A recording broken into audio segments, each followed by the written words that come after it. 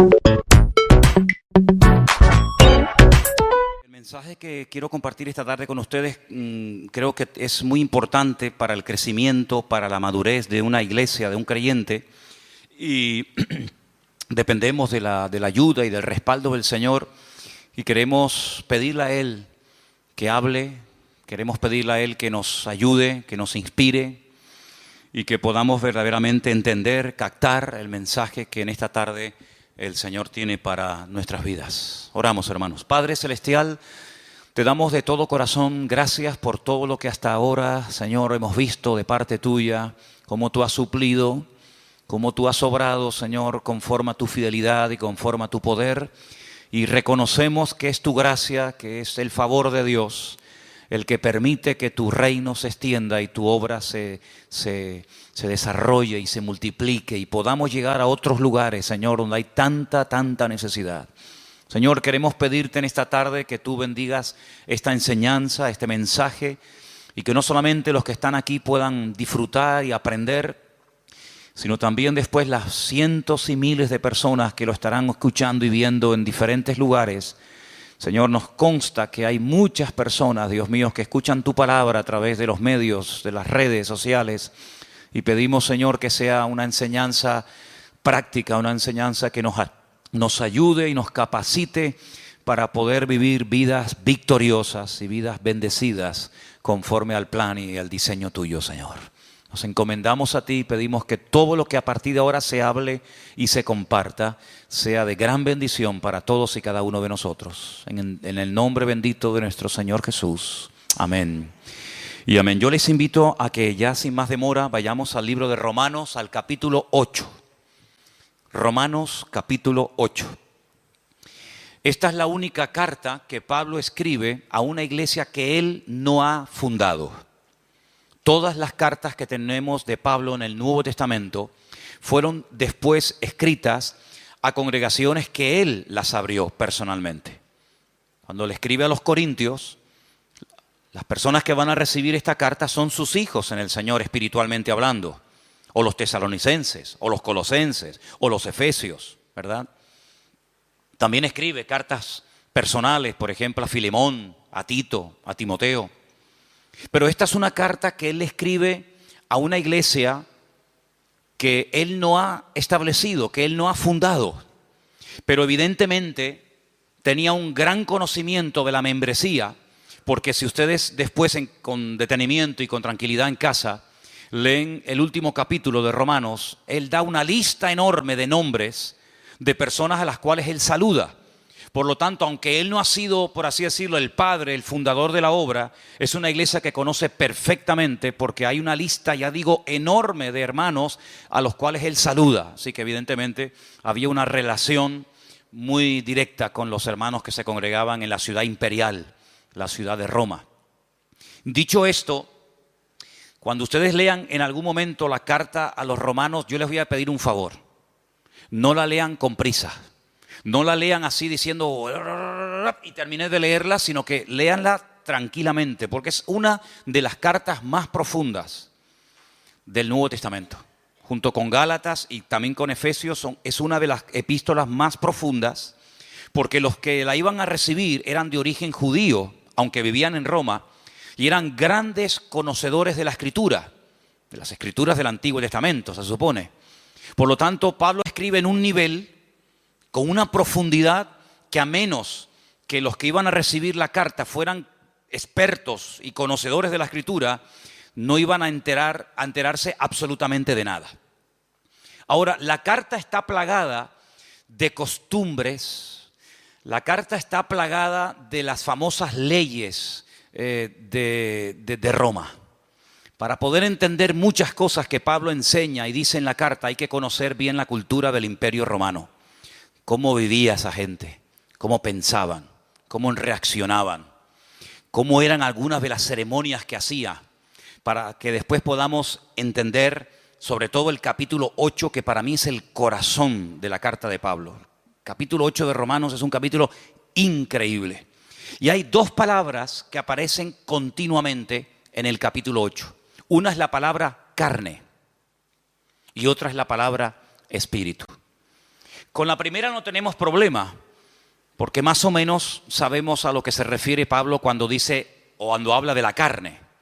Pero con la otra palabra hay un poco de problemas por una razón, y es que en nuestro idioma, ustedes lo van a ver continuamente en la Biblia, a veces la palabra espíritu aparece con mayúscula y a veces la misma palabra espíritu aparece con minúscula.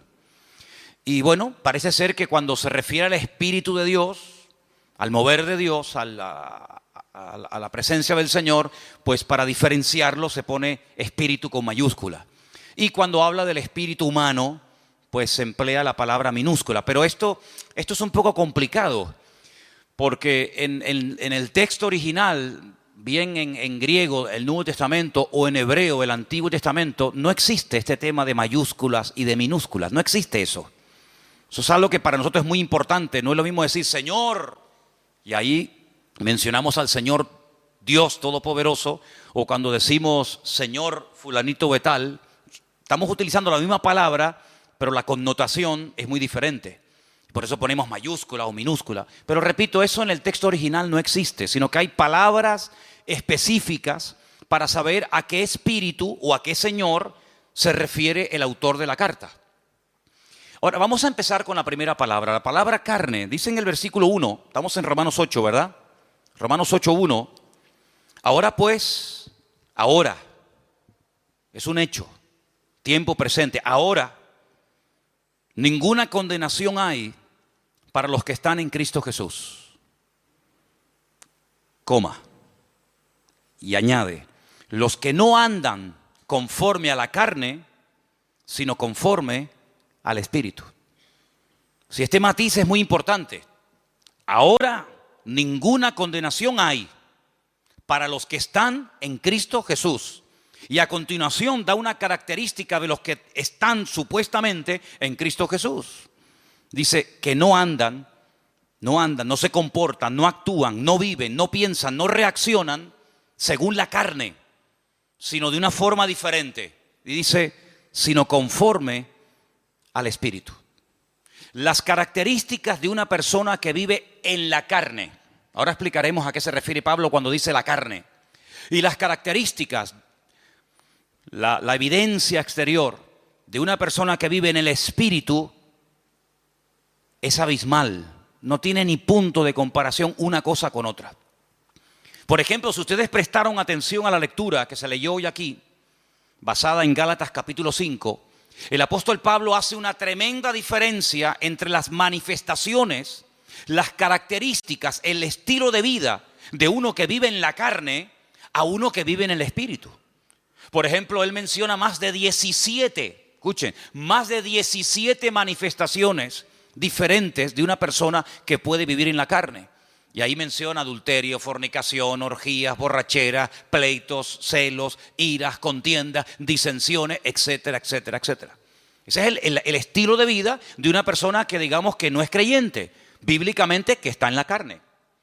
Y después por otra parte dice, pero el fruto, lo que se manifiesta, lo que es notorio y palpable en la vida de un hombre o de una mujer que vive o que pretende y quiere vivir en el Espíritu es amor, gozo, paz, paciencia, benignidad, bondad, mansedumbre, fe, templanza, etcétera, etcétera. Entonces tú dices, oye, es que no tiene nada que ver las características de una persona que vive en el Espíritu a las características de una persona que vive en la carne. Las personas que viven en la carne generalmente son personas que no valoran el don, uno de los dones más grandes e importantes que tiene todo ser humano, y es el tiempo. El tiempo es un concepto que ha sido creado por Dios como regalo a la humanidad. Sabemos que Dios no se mueve en nuestro tiempo, es atemporal, es eterno. Pero el concepto tiempo, eso de minutos, segundos, horas, milenios, años, siglos, etcétera, eso es algo que tiene que ver con nuestras reglas de juego, es nuestro patrón de conducta. Es ahí donde nos movemos. Y ese es un regalo que Dios le ha dado a todo ser humano. Mira, el ateo más ateo del mundo, cuando se levanta por la mañana, tiene 24 horas.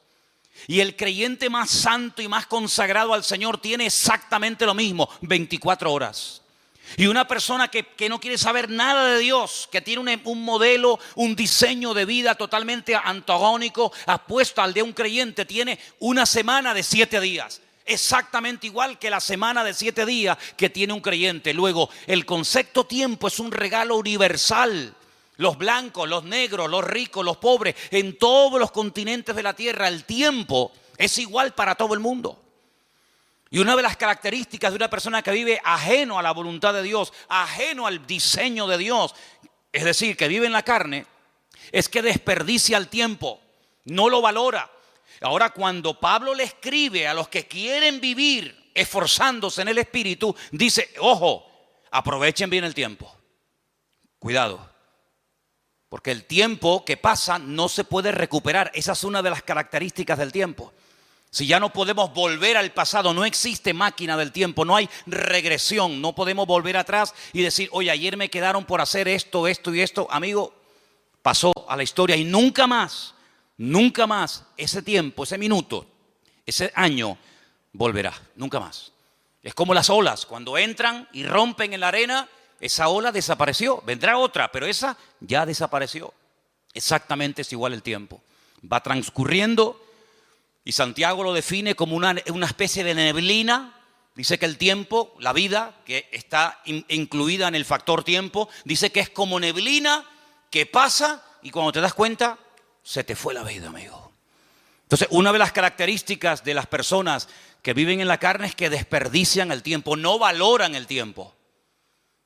Aparte de que viven en desorden, en desobediencia, dándole lugar a todo tipo de vanaglorias, de soberbias, de vicios, convirtiéndose queriendo o sin querer, consciente o inconscientemente, en esclavos, en dependientes de cosas o de personas.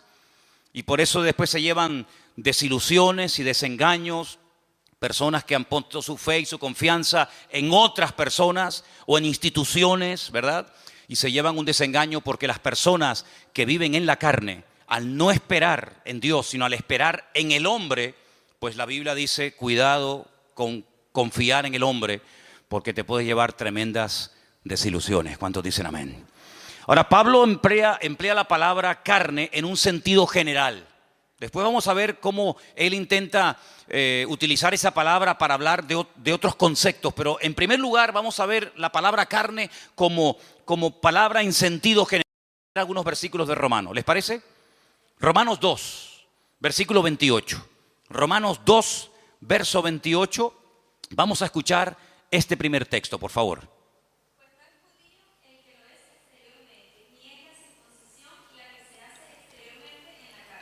¿Ves? Cuando Pablo habla del rito, de la ceremonia de la circuncisión, es una operación, es una marca que se le hace al varón a los 8 días. ¿En dónde? En la carne.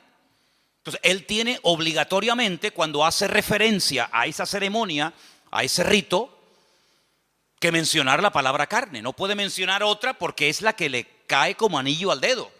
Porque está hablando de la carne física, ¿verdad? Entonces la circuncisión, al ser algo hecho en la carne, tiene que utilizar evidentemente esa palabra. No tiene una doble connotación, sino que en ese caso se refiere literalmente a la carne, ni más ni menos. Cuando se habla, por ejemplo, de personas que vivieron en el pasado, como por ejemplo el patriarca Abraham, en el capítulo 4, verso 1, vuelve otra vez a aparecer el mismo término. ¿Lo leemos? Romanos 4:1. ¿Qué pues diremos que halló Abraham, nuestro padre, según la carne? Sí, Abraham no es un personaje de la mitología. Abraham no es un personaje inventado de ciencia ficción, sino fue un personaje de carne y hueso. Y cuando se hace referencia al patriarca Abraham, se dice, bueno, ¿qué fue lo que encontró a lo largo de la vida el patriarca Abraham cuando estaba en carne? Es decir, cuando estaba vivo.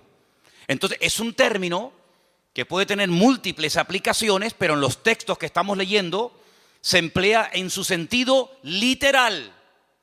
Tenemos también en el caso de Cristo, nuestro Señor Jesucristo, en el capítulo 1, versículo 3, otra mención a la palabra carne. Leámosla.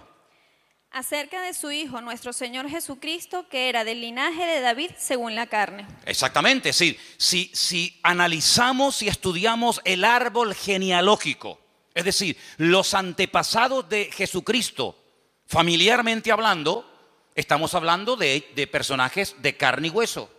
Entonces vemos cómo Pablo, cuando habla acerca de la parte humana, no de la parte divina, sino de la parte humana del mismísimo Señor Jesucristo, tiene que recurrir al término carne, porque Jesús no era un espíritu. Jesús no era una visión que se presentaba y se desvanecía, sino que era una persona que tenía brazos, que comía, que sudaba, que se cansaba, que necesitaba caminar para trasladarse de un lugar a otro porque vivió en carne. Y Pablo utiliza esa palabra sin ninguna doble intención, sino con la connotación literal de dicha palabra. Ahora bien, Pablo también utiliza el concepto o la palabra carne haciendo referencia a nuestra antigua vida, es decir, a lo que éramos antes de conocer al Señor. Y ahora vamos a ver cómo el término pasa de su literalidad más rotunda y absoluta a un término que hace referencia a un patrón de conducta, a un estilo de vida que nos caracterizó durante años hasta que llegamos al conocimiento de la verdad. Comenzamos con Romanos 7, versículo 5. Ahora la palabra carne ya tiene otra connotación. Escuchen el texto. Porque mientras estábamos en la carne, las pasiones pecaminosas que eran por la ley obraban en nuestros miembros, llevando frutos para muerte. Cuando estábamos en la carne, pero Pablo, cuando tú estás escribiendo la carta a los romanos, ¿qué estás en el espíritu? Ya no existe la figura, el personaje de Pablo, sí. Pero cuando él está hablando acerca de nuestra antigua vida sin Cristo, dice cuando vivíamos en la carne, ya es otra connotación diferente. ¿Me explico? Romanos 8:4, otra vez refuerza el término. Para que la justicia de la ley se cumpliese en nosotros, que no andando conforme a la carne, sino conforme al Espíritu. Ahora hay una vida nueva en Cristo. Ahora hemos, como dice otro texto de la Escritura, pasado de muerte a vida. Y ahora la vida de un creyente no es seguir viviendo en la carne, sino vivir en el Espíritu. Ahora la palabra carne toma otra connotación. Hace referencia a lo que éramos antes cuando estábamos, como dice él, en nuestros delitos y pecados, sirviéndonos a nosotros mismos en vez de servir al Señor. Romanos 8:8. Y los que viven según la carne no pueden agradar a Dios.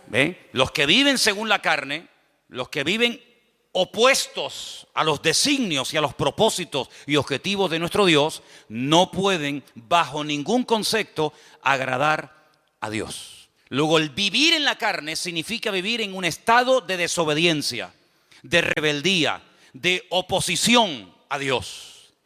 También el versículo 9 hace referencia a esto que estamos hablando. Romanos 8:9. Mas vosotros no vivís según la carne, sino según el Espíritu, si es que el Espíritu de Dios mora en vosotros. Y si alguno no tiene el Espíritu de Cristo, no es de él. Es decir, la vida que ustedes viven ahora no la pueden seguir viviendo en la carne.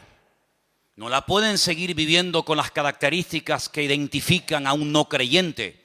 Porque si ustedes son verdaderamente hijos de Dios, el Espíritu de Dios ahora está dentro de vuestras vidas y ese Espíritu os impulsa por otros derroteros a hablar de una forma diferente, a comportarte de una forma diferente, porque ahora ya no eres dominado por el ego, dominado por tus pasiones, por tus apetitos y por tus vanaglorias y tus concupiscencias, sino que ahora eres guiado por el Espíritu Santo de nuestro Dios. Y dice que una persona puede reconocer si es o no es un hijo de Dios por la forma como vive. Eso es lo que el Señor dijo, dicho en otras palabras, por sus frutos los conoceréis. Dice el Señor en Romanos 8 que los que son de Cristo son guiados por el Espíritu que guió a Cristo. Y los que no son guiados por el Espíritu de Cristo, por el Espíritu Santo, no son hijos de Dios. Aunque ellos crean que lo son, aunque ellos se autoproclamen hijos de Dios. Porque luego hay un concepto tremendamente profundo e interesante, del cual hablaremos también esta tarde, y es el término adopción. Porque claro, hoy en día la palabra adopción tiene otras connotaciones completamente diferentes a lo que significaba ser adoptado hace 2000 años. Pero de eso hablaremos un poco más adelante. Romanos 8:12, un texto más.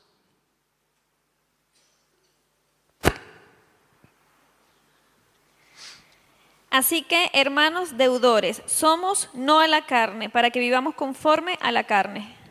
Muy bien, entonces hemos visto cómo Pablo utiliza la palabra carne como en sentido literal, pero también utiliza ese término cuando hace referencia a una vida de desobediencia, fuera, ajeno a la voluntad de Dios. Y no hay nadie aquí, no hay nadie, ninguno de nosotros puede decir, yo nunca viví en la carne. Porque esa es una de las características innatas del ser humano. Pablo utiliza una analogía, la carta a los romanos está llena de analogías, comparar una cosa con otra. Y hay un momento en el que Pablo, para que podamos entender más lo que es vivir en la carne con sus consecuencias y lo que es vivir en el espíritu con sus correspondientes consecuencias, echa mano del primer hombre, echa mano de Adán. Y él dice, en Adán todos pecamos. En Adán todos estamos en cierto sentido identificados. Y tú dices, bueno, pero yo no pequé como Adán. ¿Yo qué culpa tengo que Adán haya pecado para que Dios a mí hoy por hoy me considere culpable o pecador? Es que nosotros no somos pecadores porque pecamos. No. Nosotros pecamos porque somos pecadores. Lo voy a repetir. Nosotros no nos convertimos en pecadores cuando pecamos. Es que nosotros pecamos porque somos pecadores. Y nosotros no morimos porque hayamos cometido un pecado, sino que nosotros morimos porque Adán era el representante de la raza humana, aunque en ese momento no existía raza humana, pero era el cabeza de toda la raza humana que vendría posterior a él. Y todo lo que él hizo es como si tú y yo lo hubiéramos cometido. Prueba de ello que cada vez que vas a un cementerio, cada vez que vas a un entierro, te puede venir a la cabeza decir, esta es la consecuencia del pecado de Adán. Así como en Adán todos mueren, así como en Adán el sello, el estigma de la desobediencia, de la rebeldía y de ser pecadores es notorio y evidente, ahora el apóstol Pablo dice, pero hay un segundo Adán y lo llama el Señor Jesucristo. Y así como en Adán todos mueren, en Cristo todos viven. Entonces nosotros tenemos que tomar una decisión cada día. ¿Como quién quiero vivir? ¿Como Adán o como Cristo? ¿Cómo quiero vivir? ¿En qué equipo quiero jugar? ¿En el equipo de Adán o en el equipo de Cristo? Porque si me identifico con Adán y cada vez que hago mi voluntad y cada vez que desobedezco y cada vez que rechazo a Dios, tengo que sufrir y experimentar a corto y a largo plazo las consecuencias. Pero si decido vivir como Cristo vivió, no te queda más remedio que tener el espíritu que Cristo tuvo a lo largo de su vida para poder vivir en victoria, como Él vivió todos los días de su vida como hombre en victoria. ¿Cuántos dicen amén? Y esto es un concepto que no nos entra en la cabeza. Porque uno dice, bueno, como Dios, no tengo ningún problema en aceptar que Dios es perfecto, ¿sí o no? Dios es perfecto, es inmutable, no hay sombra de variación. Dios no se cansa, Dios no está un día alegre y otro día triste. Dios es inmutable, Él no se cansa, Él da y no pierde, sino que Él sigue siendo Dios. Él es la fuente de la existencia misma. Pero como humano, como hombre, el Señor Jesucristo fue perfecto. Fue un niño perfecto. Y todos los que hemos tenido hijos o tenemos hijos, sabemos que nuestros hijos, como nosotros tampoco fuimos hijos perfectos, no hay un hijo perfecto. No hay una hija perfecta. Se puede comportar mejor o peor. Puede sacar mejores o peores notas. Pero no hay un hijo perfecto. Y Cristo fue hijo. Y como hijo fue perfecto. Y como hombre fue perfecto. Entonces eso quiere decir que vivió en una absoluta perfección durante toda su vida. Y en una absoluta y extraordinaria santidad. Pero porque no fue tentado. Porque si fue tentado es imposible vivir en perfección. No. Es que no tiene gracia. No tendría ninguna gracia ni ningún valor el que Cristo no haya sido tentado y viviera sin pecar, porque entonces, ¿cómo sabe si una persona ama o no a Dios si nunca es tentado? El Señor Jesucristo dice en la Escritura que fue tentado en todo, absolutamente en todo. Y ahora, todo lo que te puedas imaginar, fue tentado absolutamente en todo. Desde su más tierna infancia hasta el último momento de su existencia, tentado absolutamente en todo. Pero dice la Biblia que a pesar de que fue tentado en todo y experimentó el Señor tentaciones que jamás nosotros hemos experimentado, porque Satanás intentó por todos los medios habidos y por haber hacerlo caer y tropezar y que no cumpliera el propósito para el cual había venido, dice que nunca pecó ni se halló engaño en su boca. ¿Cuántos dicen amén? Porque el Señor Jesucristo, cuando habla acerca compara la ley con el sermón del monte, Él dice, oísteis que fue dicho. Y Él echa mano a textos del Antiguo Testamento que los conocía perfectamente. ¿Cómo no los va a conocer? Si Él era la palabra humanada, la palabra encarnada, hecho hombre. Pero Él dice, pero yo voy más allá de la palabra. Porque vosotros condenáis y castigáis al que comete el acto. Pero yo voy más allá del acto. El que lo desea y el que lo hace en su mente sin haber llegado al acto en sí mismo, igualmente está pecando. Es decir, que una persona puede estar pecando sin moverse de la silla. Una persona sin salir de su casa puede estar pecando. Porque no solamente es el acto en sí, sino que el Señor dice, hasta con la mente podemos llegar a pecar, ¿sí o no? No solamente con el cuerpo, sino que con la mente podemos estar ahora mismo pecando. Es decir que no es que Cristo no lo pillaron nunca infraganti cometiendo un pecado y por lo tanto pueden decir fue perfecto, pero luego en su mente era terrible. No, es que ni siquiera en la mente nuestro Señor Jesucristo pecó. Y eso es un concepto que a nosotros se nos escapa porque decimos perfección, vivir en la perfección durante 33 años de su vida, siendo presionado y teniéndolo todo en contra, pues eso es lo que dice la Biblia, que Jesús nunca pecó. Es el hombre perfecto. Y cuando tú ves, por ejemplo, los evangelios, y no me voy del tema, pero cuando ves los evangelios, tú ves que son diferentes exposiciones, diferentes formas de presentar una vida tan rica y tan amplia como la del Señor Jesucristo. Por ejemplo, Mateo lo presenta como el Mesías, el que estaba profetizado en las Escrituras y las cumplió. Pero Marcos lo presenta como un siervo perfecto, obediente, sumiso. ¿Por qué? Porque los destinatarios del Evangelio de Marcos eran los romanos. Y en la mentalidad de los romanos estaba el tema de la esclavitud y todo esto. Pero cuando, por ejemplo, Juan lo presenta no como el Mesías, sino lo presenta mucho más amplio, de 7 formas diferentes, como la luz del mundo, como el verbo hecho carne, como el pan de vida, como el camino, la verdad y la vida, la vid verdadera, etcétera, etcétera, etcétera. Pero cuando Lucas, que le escribe a un griego, Teófilo, el amado de Dios, a él le escribe a un griego, los griegos, la filosofía, la concepción de vida de un griego no era la de un romano. Tú coges a un romano y coges a un griego y sí, son 2 seres humanos, pero son totalmente diferentes. Es como si coges a un japonés y a un colombiano. Son 2 seres humanos, pero la mentalidad japonesa no es la mentalidad de un colombiano, de un venezolano, de un latino, de un español. No, para nada. Son 2 cosas completamente diferentes. La mentalidad de un griego es completamente distinta, diferente a la mentalidad de un romano.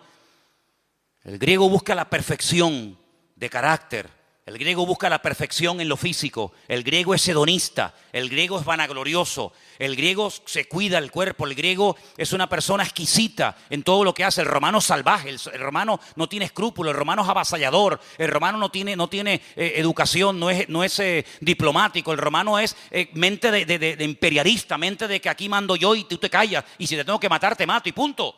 El griego más refinado. Es igual de malo, pero más refinado, ¿no? Es un veneno, pero en vez de saber a veneno, sabe a miel.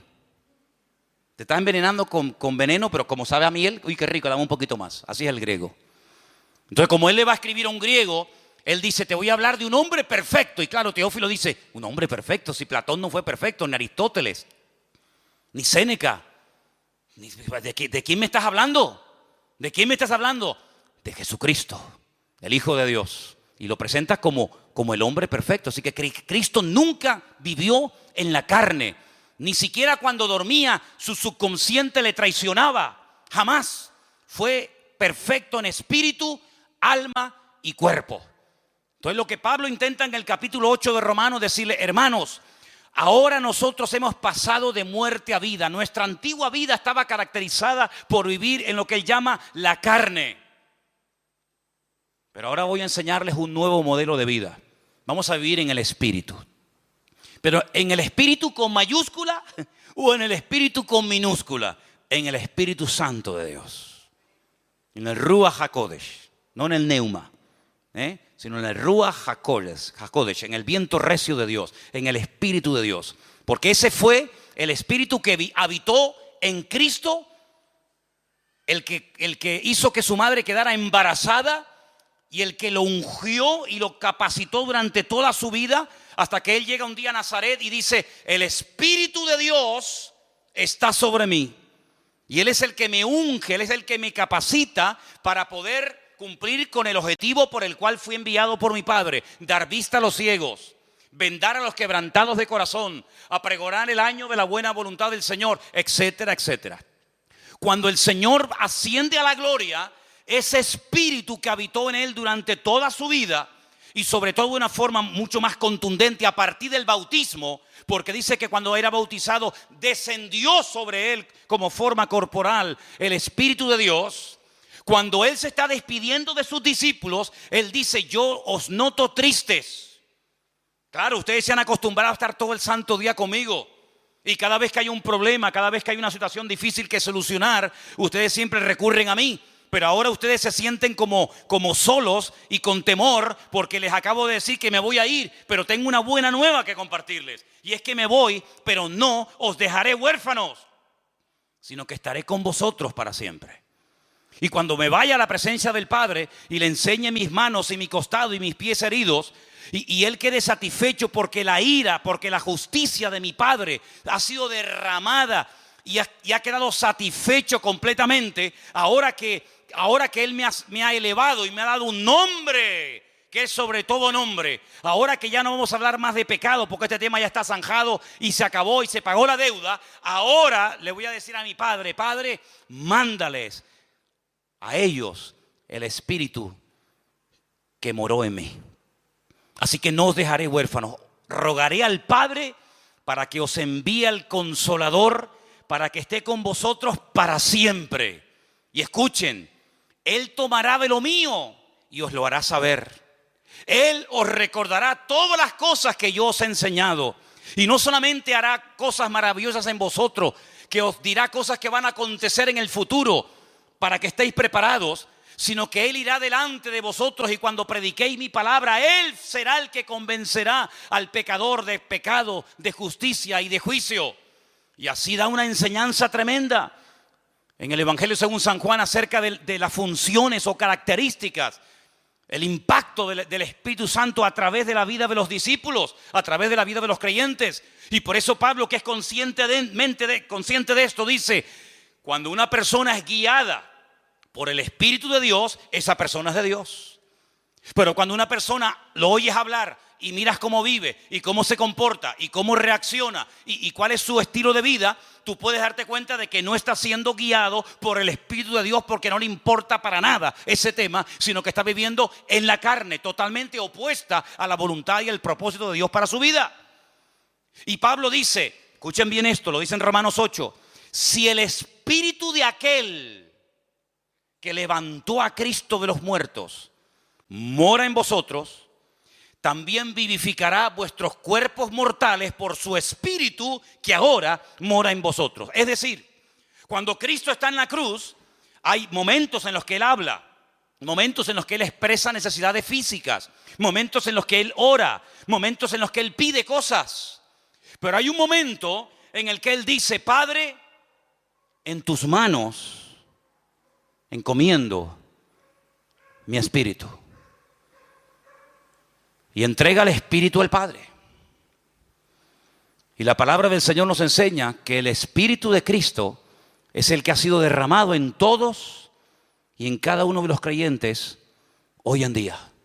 Y por eso Pablo dice, hermanos, ya no os embriaguéis con vino, en lo cual hay disolución. Antes bien, sed llenos del Espíritu de Dios, hablando, cantando entre vosotros con salmos, con himnos, con cánticos espirituales, alabando a Dios, dando siempre gracias al Señor. Y no lo contristéis, no entristezcáis, no apaguéis al Espíritu, sino antes bien, todo lo contrario.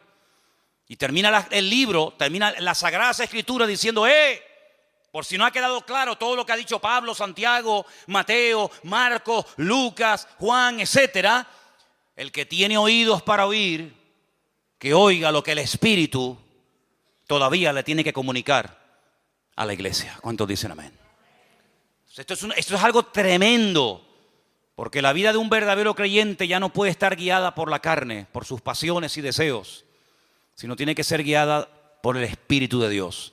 Ahora, como el hombre no nace salvo, como el hombre no nace siendo hijo de Dios, como el hombre ya viene condenado por el pecado de Adán, por el estigma del pecado de Adán, se tiene que producir algo milagroso en el ser humano, y que es la adopción. Y hablemos de la adopción. Quiero que vayamos a Romanos, capítulo 8, del versículo 12 en adelante, y dice así, Romanos 8, versículo del 12 en adelante. Así que, hermanos, somos deudores, no a la carne, para que vivamos conforme a la carne. Porque si vivís conforme a la carne, moriréis. Mas si por el Espíritu hacéis morir las obras de la carne, viviréis. Porque todos los que son guiados por el Espíritu de Dios, estos son hijos de Dios. Pues no habéis recibido el espíritu de esclavitud para estar otra vez en temor, sino que habéis recibido el espíritu de adopción, por el cual clamamos, Abba, Padre. El Espíritu mismo, escuchen bien esto es tremendo. El Espíritu mismo da testimonio a nuestro espíritu de que somos hijos de Dios. Y si somos hijos, también herederos. Herederos de Dios, coherederos con Cristo, si es que padecemos juntamente con Él, para que juntamente con Él seamos glorificados. Ahora, la ceremonia, el acto de adopción en el Imperio Romano hace 2000 años era algo muy profundo, muy complicado y lleno de una ceremonia y de una parafernalia increíble. No es como hoy en día que dices quiero adoptar un niño y con dinero te vas a la China o te vas a un sitio y adoptas a un niño y te hacen una especie de test psicológico y ven si tienes los requisitos, si tienes la economía para hacerlo, etcétera, etcétera, etcétera. En el Imperio Romano, ¿cómo se adoptaba una persona? ¿Qué se hacía?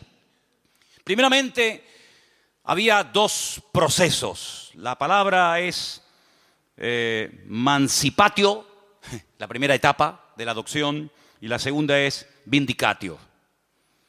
Se cogían monedas, una balanza y 7 testigos, y se iba a la autoridad correspondiente, y lo que se hacía era como que se ponía a la venta a un hijo, a una persona. Entonces se decía, vendo a fulanito de tal. La persona con esas monedas las pesaba en la balanza y lo compraba. Volvía a hacer exactamente la misma ceremonia en ese momento o en otro momento o lugar. Lo ponía a la venta, lo subastaba y llegaba un momento en el que él pujaba otra vez y lo volvía a comprar.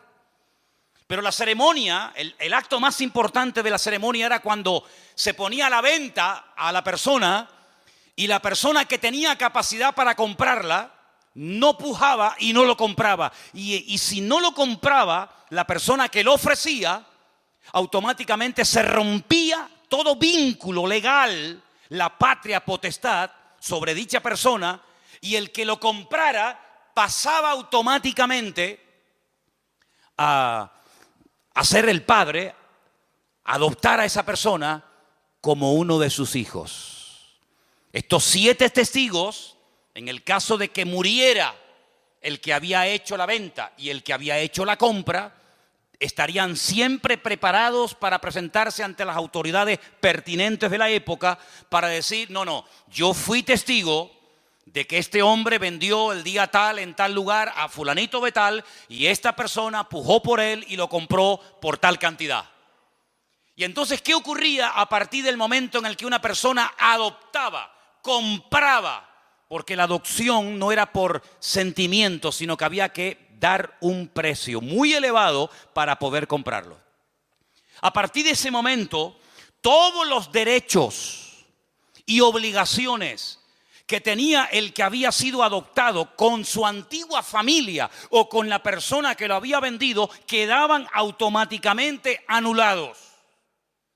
Tú no tienes ya absolutamente nada que ver con este hombre que te vendió y que ya no tiene ninguna autoridad sobre tu vida.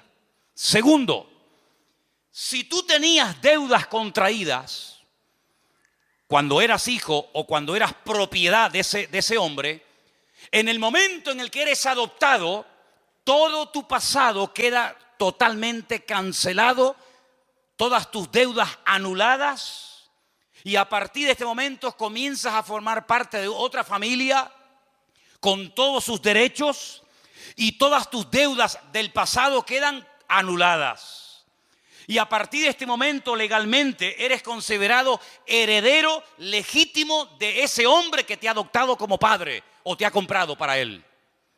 Y finalmente, si ese hombre que lo había comprado o adoptado tenía más hijos, estos hijos legítimos nacidos de su esposa no podían en ningún momento anular el acto de adopción que previamente se había establecido. Conociendo la ley romana, conociendo todo este proceso y toda esta parafernalia de la adopción, el apóstol Pablo dice, nosotros pertenecíamos a un dueño terrible que nos tenía la vida amargada.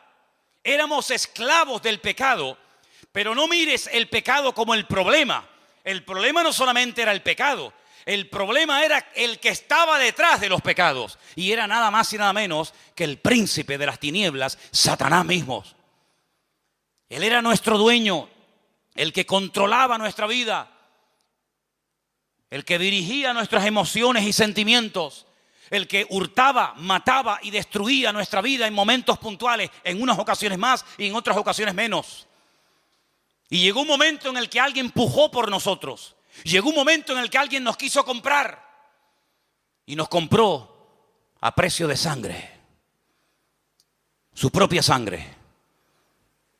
Y el que nos compró se llama Señor Jesús. Y ahora lo mismo que Él va a heredar, vosotros también lo heredáis juntamente con Él, porque ahora no solamente sois hijos adoptivos de Dios, sino que ahora sois coherederos con Cristo juntamente con Él. Pero había 7 testigos que en cualquier momento podían ser llamados para testificar de que eso se había producido. ¿Y dónde están esos testigos? Pablo dice, el Espíritu Santo es el que da testimonio de que ahora somos hijos de Dios. Es decir, la misma presencia del Señor está dentro de nosotros, no solo con nosotros, sino en nosotros, y da testimonio a nuestro espíritu que lo que se ha producido no es un cambio pasajero y un cambio simplemente de imagen, sino un cambio en el mundo espiritual. Hemos pasado en fracción de segundo de muerte a vida. Y por eso cuando hablamos de la conversión es algo tan profundo. Conversión, convertido a Cristo, es mucho más.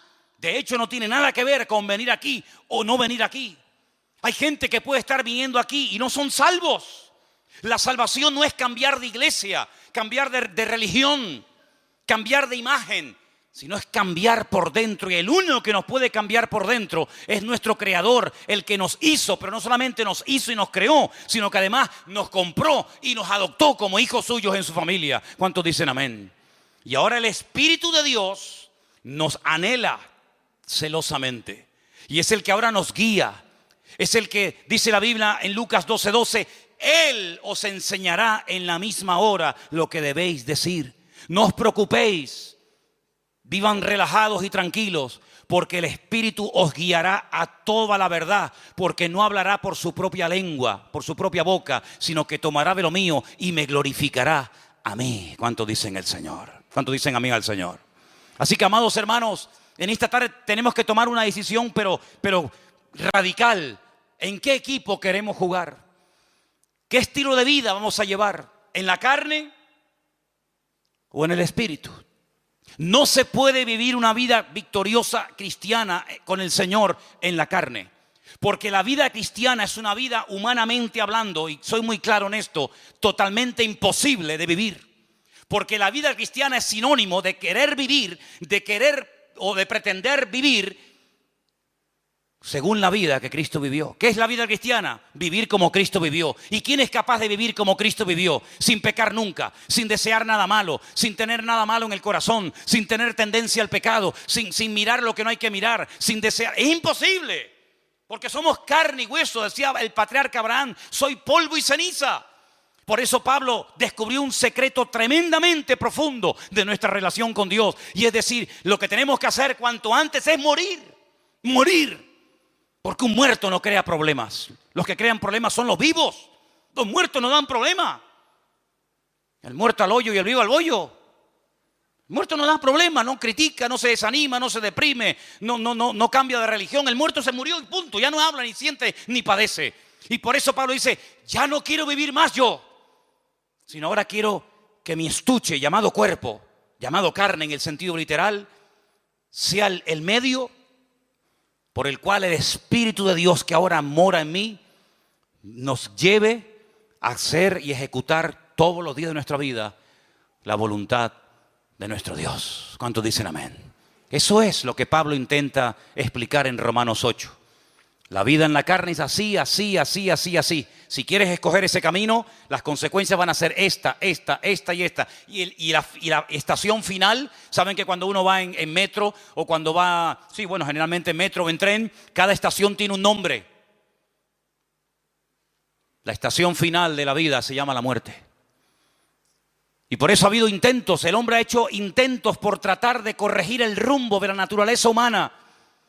Y algunos dijeron a lo largo de la historia de la humanidad, cuando la humanidad sea culta, cuando todo el mundo sepa leer y escribir y tenga un alto nivel de cultura y de preparación y de conocimiento, ya no habrá odios, ni guerras, ni venganzas, ni muertes, sino que el hombre que sea culto y el hombre que tenga un nivel intelectual alucinante, pues se dará cuenta de que en la guerra nadie gana, sino que todos pierden. No me digan. La gente más sabia y culta de Europa fueron los que crearon una guerra donde murieron más de 65 millones de personas. Y era el país más culto y con más conocimiento que jamás ha existido. Así que se demostró que no es el conocimiento ni el saber lo que hace que el hombre no peque. Entonces otro dijo, no era ese el camino. El camino es que todos sean iguales. Porque así se evitan las envidias y los celos. Tú tienes más, yo tengo menos. Tú eres rico, yo no llego a fin de mes. Tú tienes un cochazo, yo tengo que ir caminando. Cuando todo el mundo sea igual, no haya propiedad privada y todo sea de todos, entonces el hombre será feliz. Ya. Vamos a intentarlo. Y los que inventaron esto dijeron, vamos a probarlo. Y tuvieron 70 años.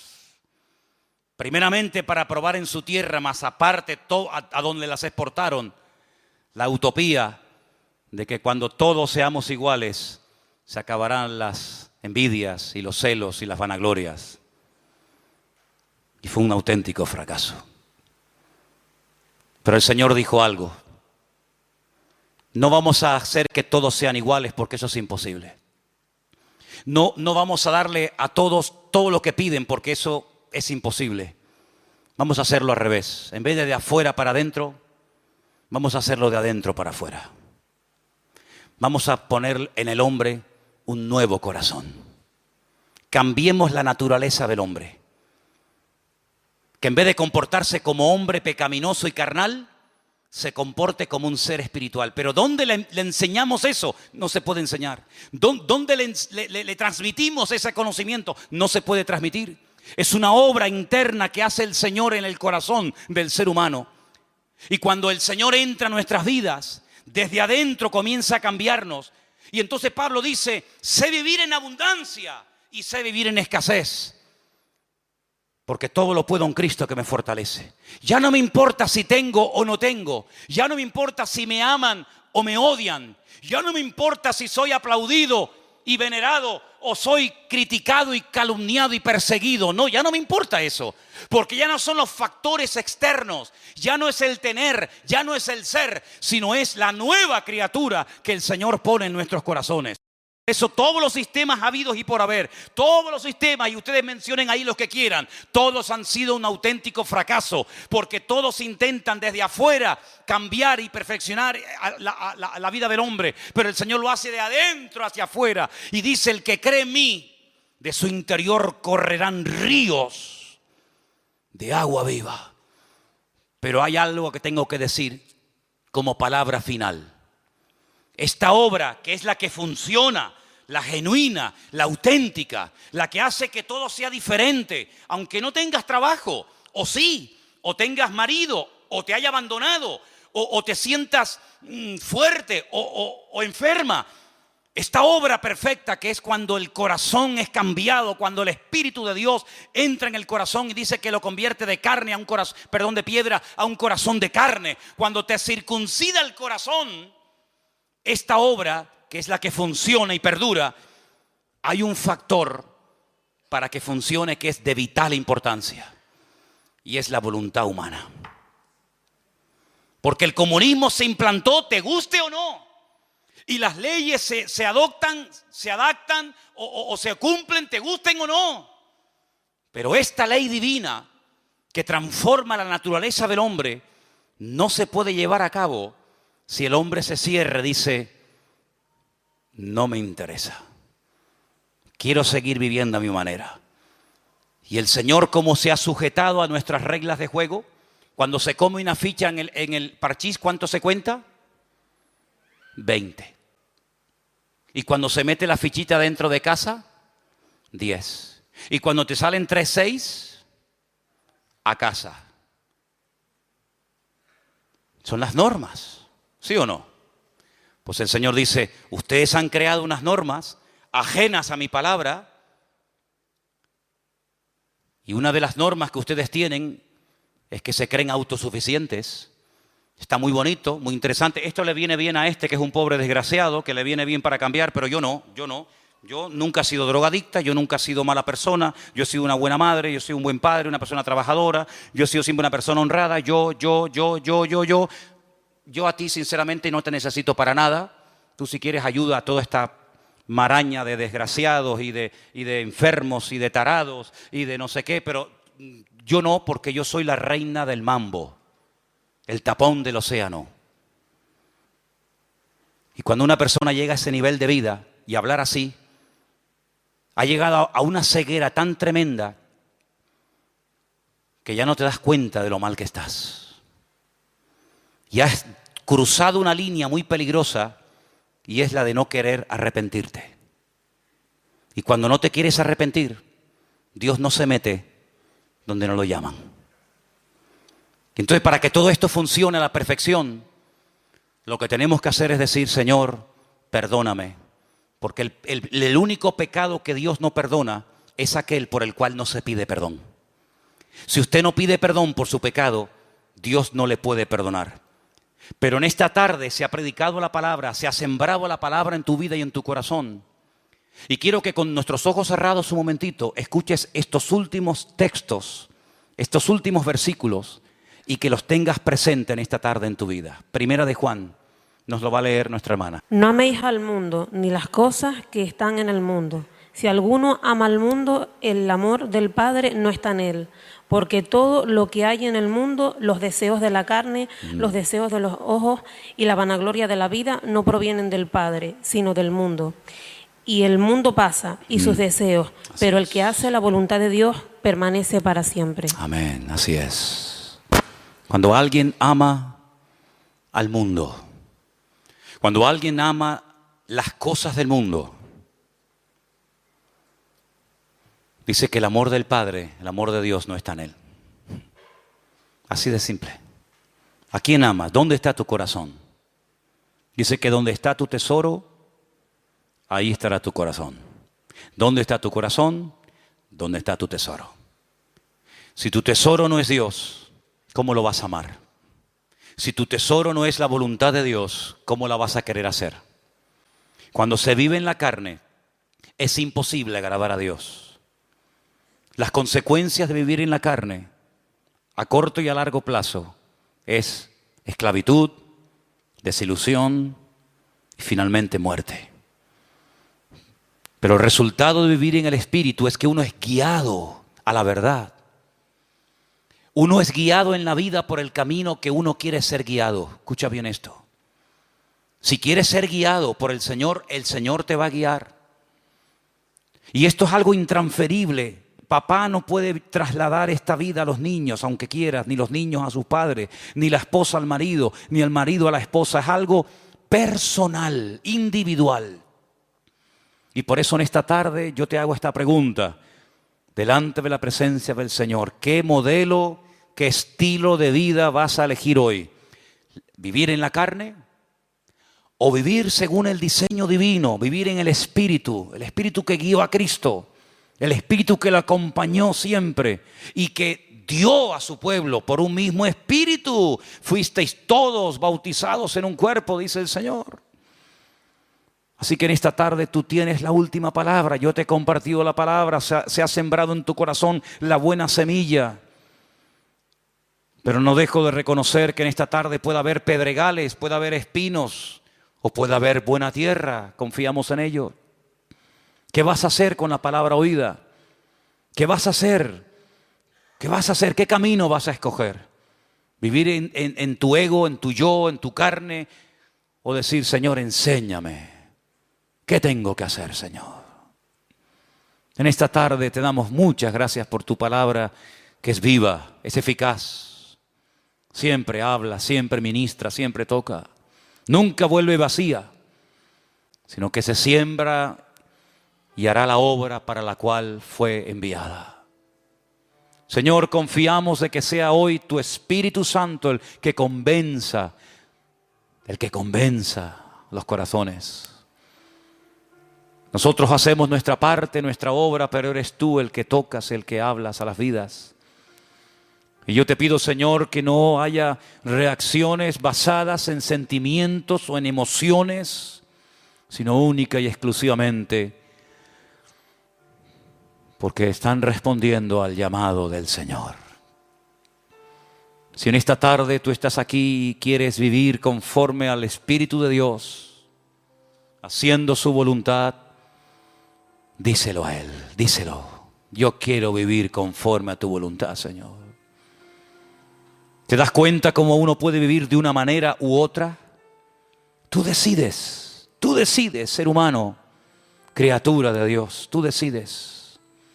Yo te animo a que en esta tarde tú le digas al Señor, aleluya, que tú le digas al Señor en esta tarde, yo quiero vivir guiado por tu Espíritu Santo. Estemos orando, hermanos, estemos orando, por favor, en el día de hoy. Aleluya. Gloria a Dios. Prepárame la guitarra, por favor. Esta tarde, ahí donde estás, oh Señor, ministranos, Señor. Llena este lugar, Señor, con esa convicción genuina que trae tu Espíritu y tu palabra, Señor. Aleluya. Gracias, Dios mío. Gracias, Señor. Gracias, Señor. Gracias, Señor Jesús. Yo quiero que mientras escuches esta alabanza, esta canción,